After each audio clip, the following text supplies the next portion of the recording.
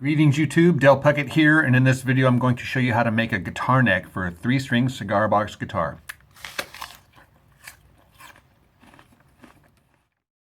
Okay, we're going to start off with an absolutely perfectly straight piece of hardwood. It's got to be at least 36 inches long. I go with 1.5 inches wide and 3/4 of an inch thick. Okay, you'll need to decide on the scale length of your guitar neck. I usually go with 25 inch, and that is the distance between the nut and the saddle. And you can get these things online.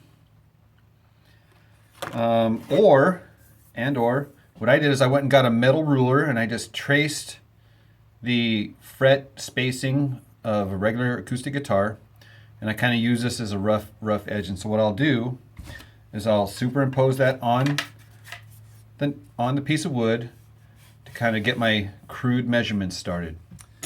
Okay, I like about 4 inches here for the headstock, and that's where the nut will be. And I just lay out my template over the wood to see where the bridge is, and then I put my bridge about 2.5 inches up from the edge of the box, and I'll just cut this off here. I like a heel on my neck, and so what I'll do is I'll get an extra piece of wood and I'll cut it at a 45-degree angle, and I will position it appropriately so that the size of the heel matches the dimensions of the box and the neck, and then I'll cut this off here and glue this piece together. Alright, I use clamps to secure it all down, and I make sure to clean up all the extra glue so it's doesn't make a mess.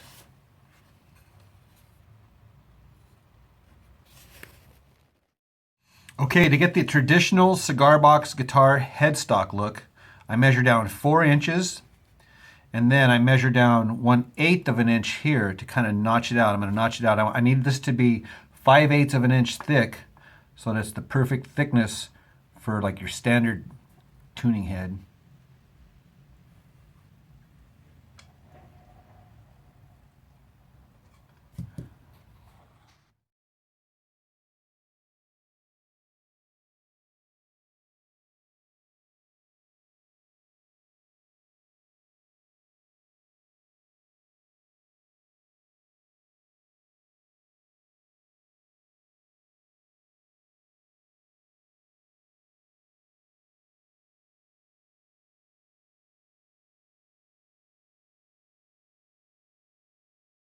Now that I've got the headstock notched, I'm going to carve the back of the neck using just a regular file.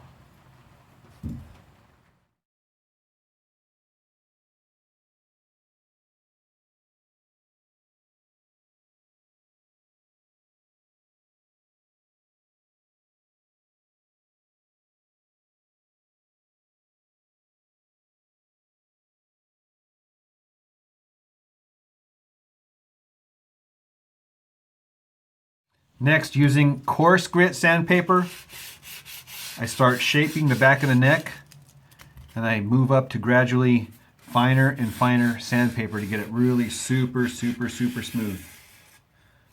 Now, I'm going to let the glue dry while I work on the fretboard.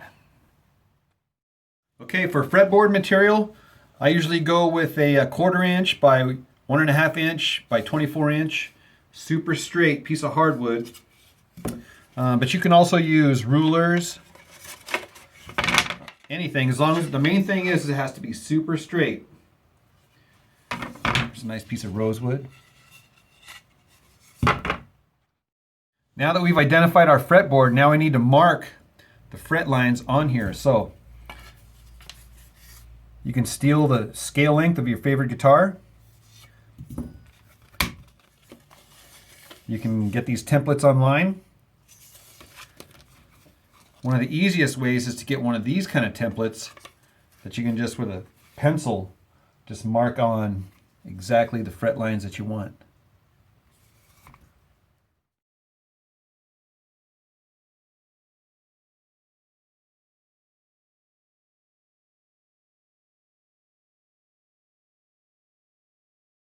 Okay, once you get your fret lines transferred onto your fretboard, the next thing you're going to do is we're going to cut them out. So you can get one of these saws online, which is a .023 thickness, and also you can get one of these miter boxes. Probably just make one. And the point is you got to make sure that you're straight up and down with that cut.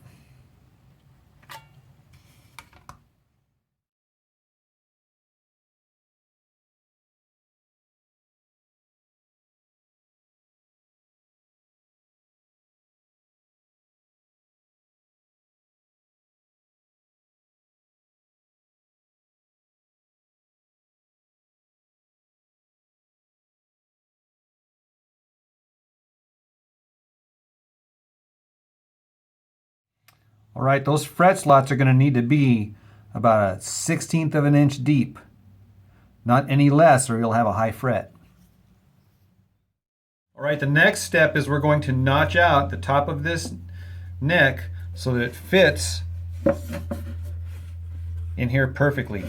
So typically what I'll do is I'll measure the thickness of this top, and that's how deep I will come down here and then notch it out.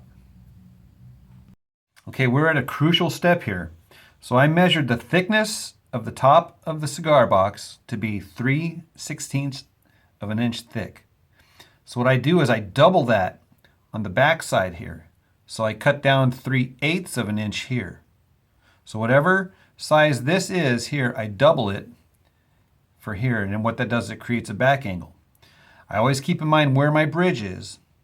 And then about 1/2 an inch up from my bridge, I'm going to go deeper, and I'm going to go all the way deeper until about 1 inch from this side of the edge of the box. And what that does is that creates a little trench along the bottom here so that the top of the cigar box doesn't touch the neck. And I'll show you that as I get done. Okay, we are done notching. Again, over here was 3/16, and then I go deeper down to 3/8 here. And the reason was for the back angle. And then from where the bridge is, up about 1/2 an inch is where I go deeper. And I go deeper all the way up to about 1 inch here. And that is to create a little gap in between the top of the cigar box and the neck itself. Okay, now I'm going to glue my fretboard onto the neck. All right, so I am gluing the fretboard onto the neck. And when I do that, I get a spacer board on the top and a spacer board on the bottom so that when I tighten these things down, that it doesn't dent my fretboard or my neck. If there's any denting, it'll be denting this ruler. Okay, one thing to keep note of is that we're going to want to eyeball that our fretboard is directly straight on line with our neck. Okay, we don't want it to be twisted or warped or angled or anything like that. And then while your glue is wet, clean up.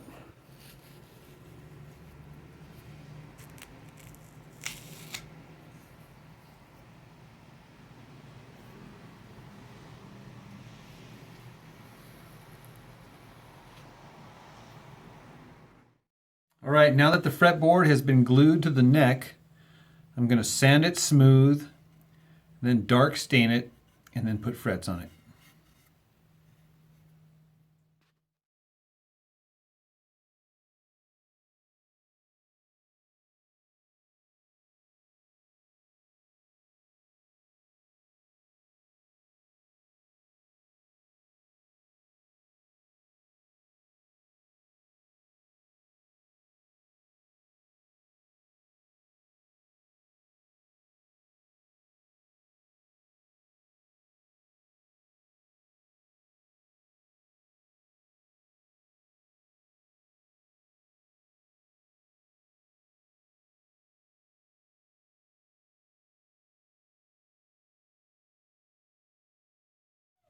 Okay, the next step is to take the edges of the frets off with the grinding wheel.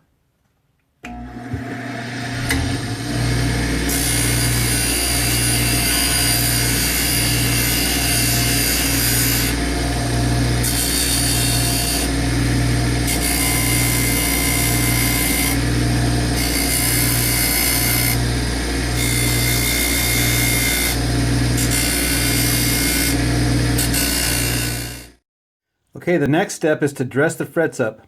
So I have a specialty file that's filed really smooth on this one side, and then the teeth are on the other side. So I take the smooth side and I put it down on the fretboard, and then the teeth I put next to the fret, and then I push up and over, and I file the edges in the top in one motion.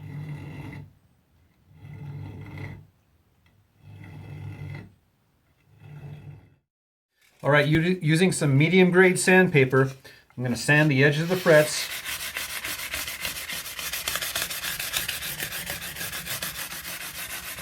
To where they're really smooth.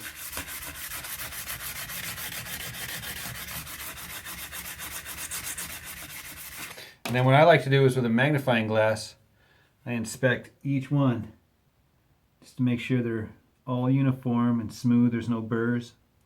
And then at the very end, I'll go back and I'll retouch it up with some stain. The edges there that are the stains coming off.